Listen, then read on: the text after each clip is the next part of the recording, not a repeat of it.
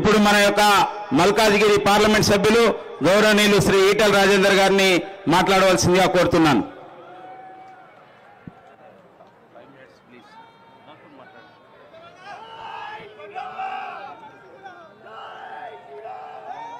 గౌరవనీయులు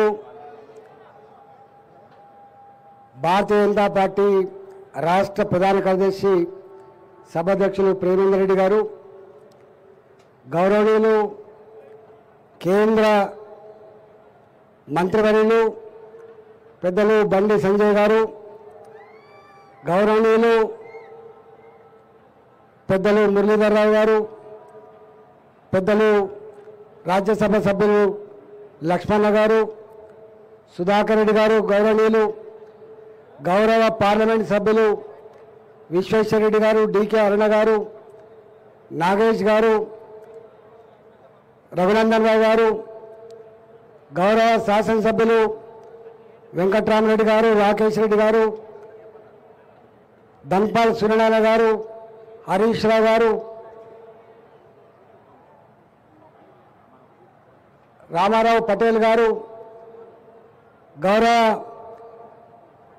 ప్రజాప్రతినిధులు, పార్టీ వివిధ హోదాలు ఉన్నటువంటి నాయకులకు, సహచర కార్యకర్తలకు, మీడియా మిత్రులకు అందరికీ పేరు పేరున నమస్కారం.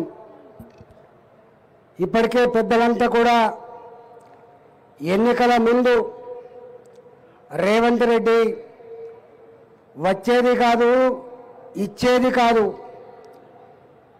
గుట్టకు తాడు కడదాం, పోతే తాడు పోతుంది, వస్తే గుట్ట వస్తుంది, ఒడ్డెక్కేదాకా ఓడమల్లప్ప, ఒడ్డెక్కినాక బోడమల్లప్పలాగా ఇవాళ సంవత్సర కాలంగా ఆనాడు ఏం మాటలు చెప్పిండో, ఇవాళ సంవత్సర కాలంలో ఏమి అనుభవమైందో ఎవరు చెప్పేది అవసరం లేకుండానే ఆనాటి రేవంత్ రెడ్డి మాటలని, ఈనాటి మాటలని, చేతలని సెల్ ఫోన్లలో బేరీజు వేసుకొని చూస్తున్న విషయం అందరి తెలంగాణ ప్రజలందరూ కూడా అర్థమైంది.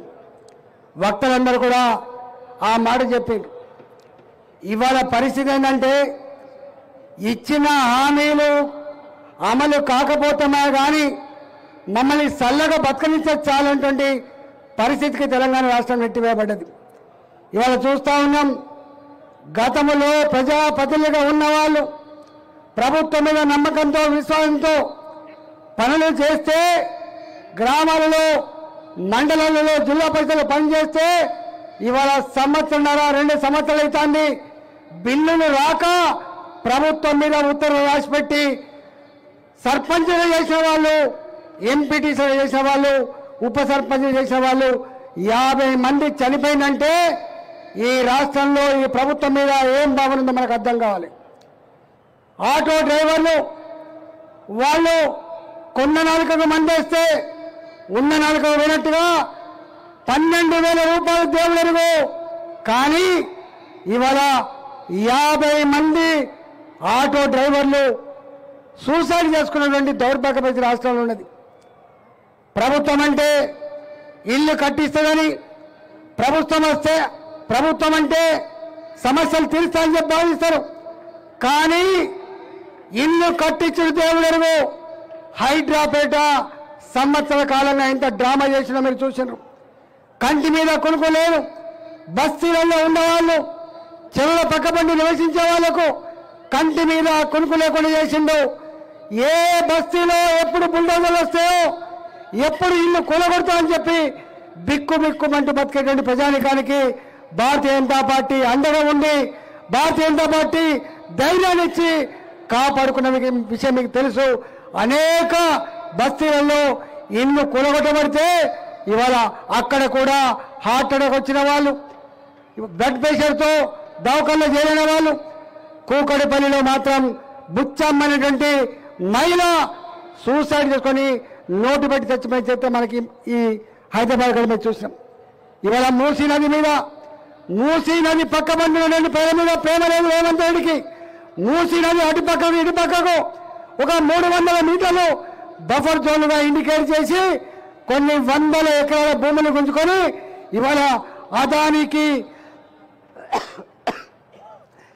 పెద్ద పెద్ద కంపెనీలకు కట్టబెట్టి వేల కోట్ల రూపాయలు దండుకొని అధిష్టానానికి డబ్బు సంచులు పంపి పదవిని కాపాడుకునే ప్రయత్నం చేస్తుంది తప్ప మూసీ నది పక్కనున్న ప్రజల మీద ఈ రేవంత్ రెడ్డికి విశ్వాసం లేదు, నమ్మకం లేదని చెప్పి ఇప్పటికీ అర్థమైపోయింది. రోజుకొక కొత్త నాటకం. హైడ్రా పోయింది, మూసీ పోయింది, లగిచెర్ల పోయింది, ఇవాళ మరో కొత్త నాటకాన్ని తెరలేపిండు. ఆనాడు కేసీఆర్ ప్రభుత్వం దుర్మార్గంగా అసైన్మెంట్ భూములు ఎకరాకి 8 లక్షల రూపాయలు చొప్పున, పట్టా భూములు 18 లక్షల రూపాయలు చొప్పున 14,500 ఎకరాల్ని ముచ్చల్లో అక్వైర్ చేస్తే ఆనాడు అదే పార్టీ పాదయాత్ర చేసింది. ఆనాడు ఆ పార్టీ నాయకులు ఇది దుర్మార్గం, అక్రమం అని చెప్పి ఆక్రోశించారు.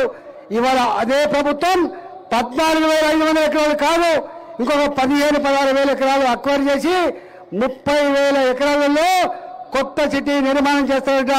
ఇవాళ శ్రీశైలం రోడ్డు ఇప్పటికే ఉన్నది, నాగార్జున సాగర్ రోడ్డు ఇప్పటికే ఉన్నది.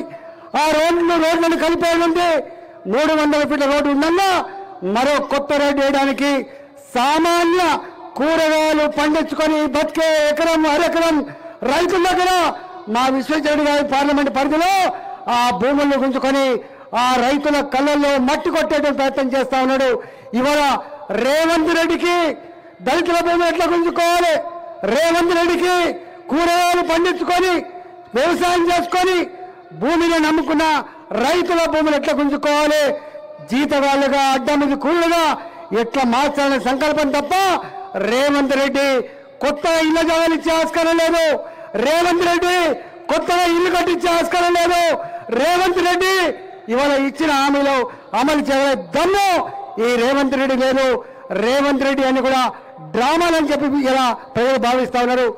ఆనాడు కేసీఆర్ ప్రభుత్వపు అహంకార పాలన మీద, ఆనాడు నియంత్రిత పోకళ్ల మీద ఇవాళ విసుగు చెందిన ప్రజలు పాతరేస్తే దిమ్మ తిరిగిపోయింది కేసీఆర్ కు.